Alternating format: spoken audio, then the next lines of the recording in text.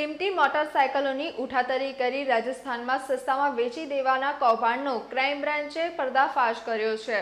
વડોદરામાંથી વાહનોની ઉઠાતરીના બનાવો અટકાવવા માટે તેમજ ચોરેલા વાહનો શોધવા માટે વડોદરા ક્રાઇમ બ્રાન્ચની ટીમ દ્વારા સીસીટીવી કેમેરા અને અન્ય ટેકનિકલ સોર્સ મારફતે વોચ રાખવામાં આવી રહી હતી। ત્યારે ગોલ્ડન ચોકડી પાસેથી 2 મોટરસાયકલ પર પોલીસે 3 શંકાસ્પદોને ઝડપી પાડી પૂછપરછ કરતા ગુજરાતના વિવિધ શહેરોમાંથી મોટરસાયકલોની ઉઠાતરી કરવાના નેટવર્કનો પર્દાફાશ થયો હતો।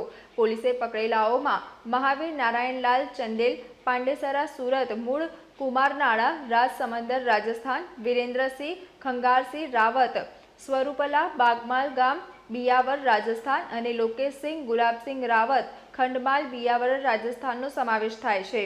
પોલીસે તેમની પાસે 2 મોટરસાયકલ કબજે કરી કાગળો માંગતા મળી આવ્યા ન હતા। તેમણે આ 2 બાઇક સાથે કુલ 3 મોટરસાયકલ સમાસાવલી રોડ પર પાર્કિંગ ખાતેથી તેમજ આસપાસના વિસ્તારોમાંથી ચોરી હોવાની વિગતો ખુલી હતી। જ્યારે અમદાવાદમાંથી 1 સ્કૂટર અને સુરતના કામરેજ અને ઉધનામાંથી પણ 3 બાઇક ચોર્યાની કબૂલાત કરી હતી। ગુજરાતમાંથી ચોરી કરેલી બાઇક સસ્તી કિંમતે વેચવા માટે મહાવીર ચોરેલી મોટરસાયકલો પોતાના ગામમાં છુપાવી રાખતો હોવાની વિગતો ખુલતા પોલીસે રાજસ્થાનમાં છુપાવેલી સુરતની 3 મોટરસાયકલ પણ કબજે કરી હતી।